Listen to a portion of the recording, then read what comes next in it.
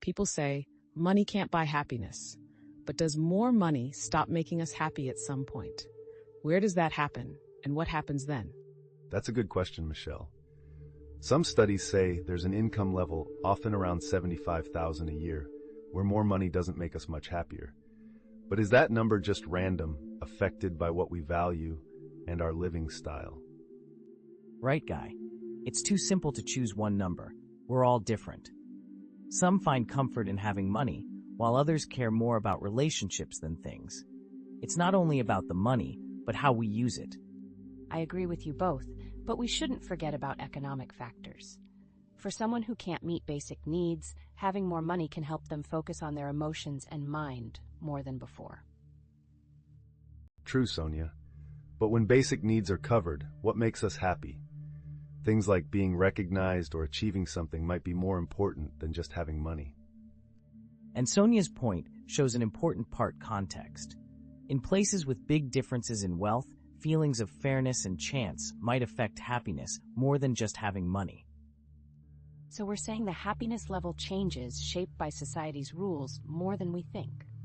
Maybe trying to find happiness in wealth is a wrong path. Is money good or bad for making people happy? Does it help us come together or keep us apart? That's the big question, Michelle. Money, if not shared well, can make people feel apart. It can cause envy and bitterness. It shows more clearly where society has problems. Exactly, Guy. But money can also help society grow. It pays for new ideas, better healthcare, and chances for people. It's more about what money supports than money itself. But isn't it sad that we often judge people only by their money? When society values money more than kindness or creativity, it limits real happiness. That's a great point, Sonia. Should we focus more on mixing money with good and social values? Maybe finding a balance is key to real happiness in society. But then, how do we change what society thinks, so money isn't the only way we measure success? What would that society even look like? That's the challenge, isn't it? How do we use the good sides of wealth while reducing the bad parts? Maybe it's a journey that never really ends. If money does not always make us happy, does always trying to be happy make it harder? How does this affect how we feel? Michelle, that goes deep into the human mind. The funny thing is, the more you try to be happy, the more it goes away, right? It's like trying to keep water in your hands. True, Guy. It's like happiness should come naturally from life, not be the main goal. When we focus on it, we miss small things that make us happy. Exactly, Ryan. Always chasing happiness can make us stressed and anxious, so it's hard to get. It's like a moving target that gets further away. But isn't finding what makes us happy part of our journey? Isn't it a mix of joy and frustration? It's the balance we strive for. Isn't it more about the journey than the goal? Maybe being happy with everyday life is better than ultimate happiness. So, are we saying happiness is more about accepting and being grateful for what we have rather than wanting more? Maybe, Sonia. The struggle is to change our thinking from chasing what's out there to valuing what's here now. Does money bring the same happiness everywhere? Does having money mean happiness for all cultures, or does it change? That's interesting, Michelle. In some cultures, money means success and status. In others, people value friends and shared experiences more. It's not the same for everyone. Exactly, Guy. In some places, relationships and spiritual things matter more than money. There, just having money may not make you happy. It's about finding balance. And remember, in some cultures with strong social systems, personal wealth may not be as important for happiness because people rely on community support. It's about what society values. But isn't it interesting that even in communities that value togetherness, money is becoming more important? Does that change traditional values slowly? There's also the question of how globalization changes these ideas.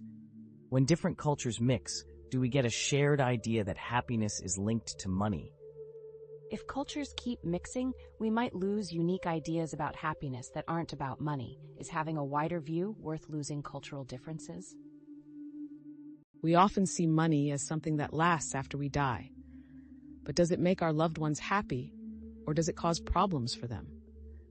Michelle, money meant as a gift can be tricky. It gives safety but can also cause fights in the family. How do we make it bring people together? Good point, Guy. How a gift affects people depends on how the family is before they get it. Money can make problems bigger or help with things like school or starting a business if planned well. I agree, Ryan. Sometimes money can be a way to make changes. Instead of just giving money, maybe we should focus on passing down good values and actions that help more people. But is it easy to keep values when money is involved? What we think is a gift might feel like a burden to those who get it. True, Guy. The burden is about how heirs see what comes with the money. Should they follow certain rules? How much freedom should we allow in our gifts? There's also the social side. How does wealth affect others' happiness? If it's used to help communities, maybe it can make happiness last longer. So maybe lasting happiness isn't about the money itself, but how it's used, whether it keeps doing good or just causes old problems. Is that how to make a happy legacy? So if money doesn't bring happiness, what does? Is happiness something else? That's a really good question, Michelle. Some might say it's relationships or having a purpose. Money gives comfort, but it can't copy the joy of belonging or love. True, Guy. It's also about experiences. Traveling, learning new things, or small acts of kindness, these bring happiness money can't buy. They make life richer. Exactly, Ryan. Don't forget being strong, how we handle life's ups and downs. Money can't protect us from life's problems, but being strong gives happiness from inside. So are we saying happiness comes from how we connect with the world, not what we own? The energy we put into relationships and personal growth?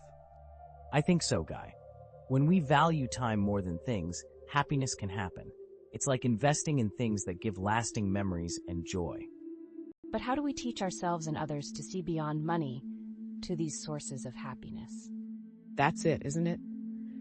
Maybe changing our view to count what really matters not in dollars, but in moments and connections is the key. If money doesn't make us happy, what does? Is happiness about something else? That's a great question, Michelle. Some say it's relationships or having a purpose. Money makes life easy, but it can't copy the joy of love or belonging.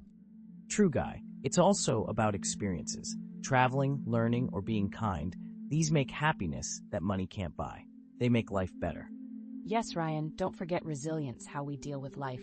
Money can't save us from problems, but resilience gives happiness from inside.